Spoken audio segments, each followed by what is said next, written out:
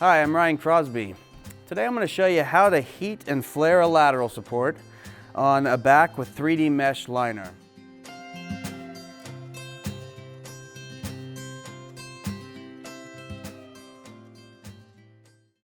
So this is you can change the width between the lateral contours. Maybe you need to open it up because they've grown, or maybe you've got a back that's just a little too wide, wider than you had hoped, and we just need to close it up a little bit. In this case, I'm just going to flare it open, and that is going to be the same technique if you were going to close it as well. In this case, I'm going to flare out this right lateral. You want to choose, ideally, choose the side of the lateral to flare opposite of the side that they lean to. So if they lean to the right, you want to open up the left. But that isn't always possible. Sometimes the back shape will prevent you from being able to heat one side or another. So this case, I'm going to heat up the right lateral just beyond this vent hole. I don't want to heat right across the vent hole because it will cause damage to the shell, just right on the other side of it. And this shape has a bit of a compound curve, so we're going to have a little bit of a problem here, but I think we'll be all right. All right, first thing I'm going to do is take a measurement between the laterals that we have currently. And first I'll take a silver Sharpie. I'm just going to make a mark at the distal edge of the lateral so that I'm always measuring in the same spot consistently. Currently I have 10.5 inches between the laterals. I'm just going to jot that down. 10.5. Okay, and now I'm going to heat up, like I said, along right along this right lateral, but I do want to heat mostly on the inside because I don't want to heat on the outside too much because it will damage and scar the shell. So for aesthetic reasons, I'm going to hit mostly on the inside and just occasionally bring the heat through to the outside. It does take a couple minutes to do that. And you want to be prepared to cool the shell down pretty quickly, and that's going to be whether it's a spray bottle of water or run this under a sink, but you want to be able to cool the shell pretty quickly. First thing I'm going to do is just draw my line where I'm going to be heating.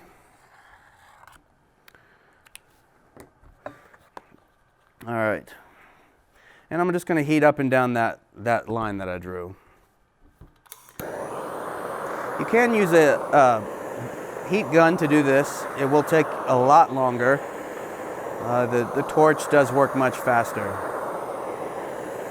And you're just going to heat it until you start to see it turn like a melted, you'll see the top layer start to kind of melt. Like I said, occasionally bring it to the outside.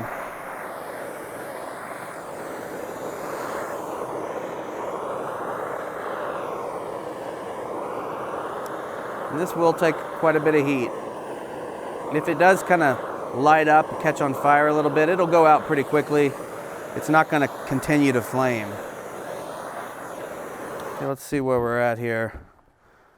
Okay, so because of that compound curve, you can kind of see how it puckers a little bit.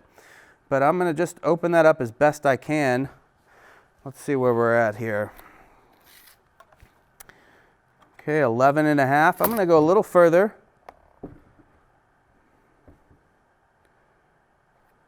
We're going to just have a pucker in that shell. There's no way around that.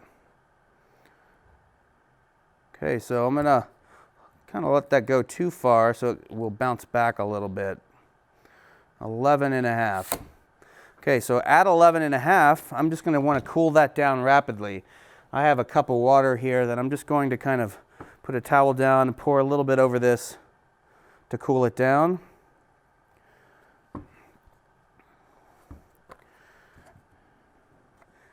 I'd rather you heat the shell to prove that the shape works. And you can always heat it to a certain point. If it buckles the shell too much, then at least we know we need to remake the shape a little bit larger. So now that I've cooled it down, I'm at 11.5. So I went an inch wider just by heating that and opening it up. I have a little bit of a pucker there, but I don't think that's going to make too much of a difference as far as function goes. Yep, I got about an inch there. I need to bring this right lateral out on this part of the shell too. The thing about this is you're going to want to separate that the 3D mesh liner from the inner shell by just trimming away, just slicing right along the tape that holds the shell, the edges of the liner together. Okay. Once you cut that, peel that mesh liner back and get it way far out of the way. You do not want that to be anywhere near the heat. I'm going to be heating here, but I'm going to peel this back more than halfway. Okay? And I'm going to take away and remove the tape that's right above and below the line that I'm going to be heating, because I don't want to have the tape catch on fire. I don't need to remove left or right of that line, just right, just right above and below it. Also, there's this, we put spandex on the back side of the inner liner, and this is just purely for aesthetics, so that when you're looking at the back side of your shell, you're not seeing a white liner from the inside. So I'm going to peel that back out of the way as well. Okay, got my tape out of the way. There we go. I'm also going to tape my liner back. 2-inch masking tape. Just going to tape that liner back out of the way so there's no chance I'm going to heat that. Okay, you could draw your line there if you'd like. Again, if you need a reference point. Grab my torch here, and I'm just going to heat right along those lines. Actually, it doesn't take very long. This will turn sort of a s'mores color, like a nice light brown. It takes a lot, it's a lot faster than the other shell.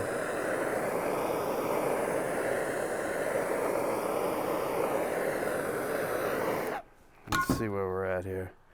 Almost.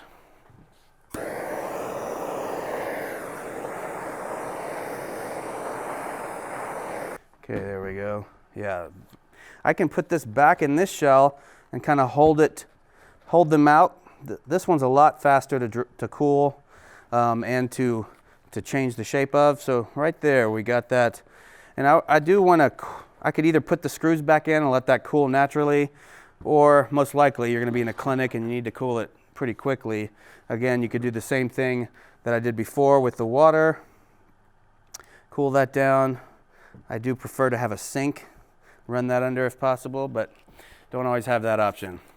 So now that I've got that heated and flared out and it's cooled, I would probably cool that better if I was doing this in real life, just a little bit longer.